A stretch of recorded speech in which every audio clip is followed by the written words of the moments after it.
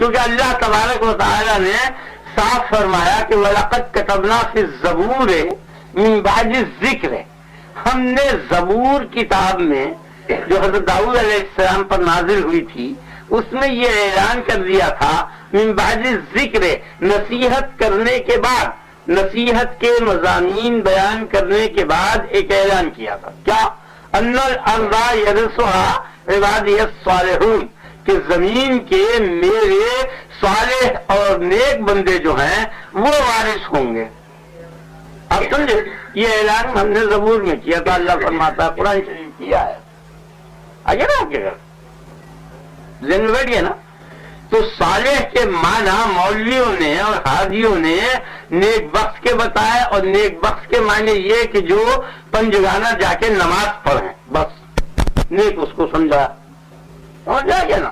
بس اس معنی کے سمجھانے میں غلطی ہوئی ہے، نیک یہ نہیں ہے، ایک نیکی کا ٹکڑا ہے یہ، نماز کا پڑھنا، وضو کا کرنا، مسواک کا کرنا، یہ ایک جز ہے نیکی کا، پوری نیکی نہیں ہے۔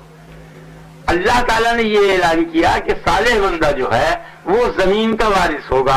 اب آپ دیکھ لیجئے کہ زمین کا بہت بڑا حصہ جو ہے ان صالحین کے خلاف لوگوں کے ہاتھ میں ہے کہ جو تمہارے خیال میں نیک نہیں ہے، زیادہ کافر ہیں، اور کچھ مسلمان بھی اگر ہیں تو وہ تمہاری معیار پر وہ صالح نہیں ہے جو تم مولویوں نے معیار بتائی ہے، یعنی جتنے آپ دیکھ لیجیے جتنے مسلمان حکم رہا ہے وہ تو معمولی فقیر مسلمانوں کے برابر بھی عبادت نہیں کرتے، کہاں کرتے؟ سمجھ آئیے نا۔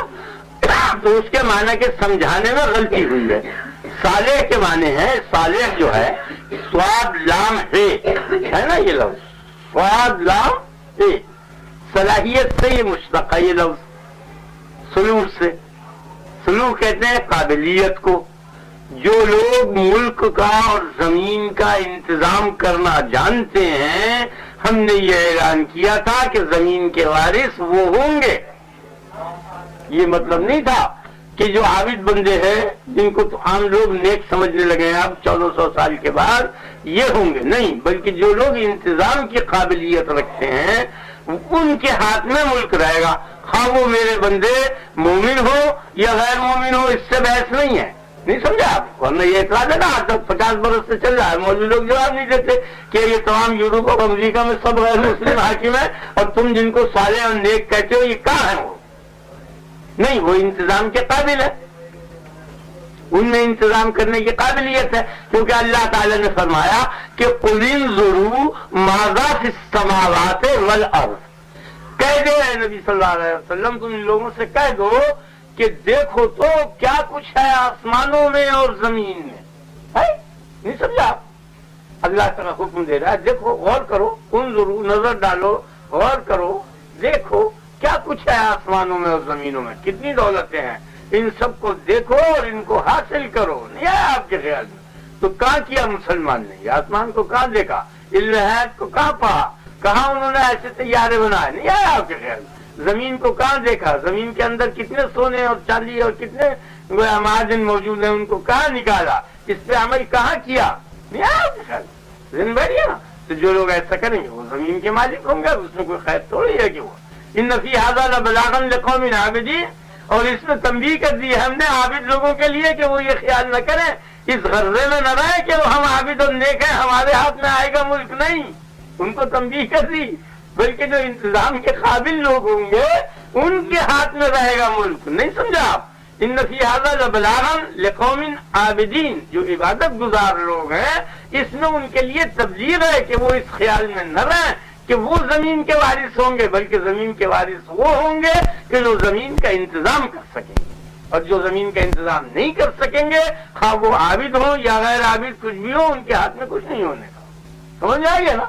وما ارسلناک کا الا رحمۃ للعالمین، اور تم کو تو ہم نے دونوں گروہوں کے لیے رحمت بنا کے بھیجا، خواہ وہ عابد ہوں یا غیر عابد، تم تو دونوں کے لیے رحمت ہو، انتظام کرنے والوں کے لیے بھی رحمت ہو، عبادت کرنے والوں کے لیے بھی رحمت، دونوں راستے تم تو بتا رہا ہو۔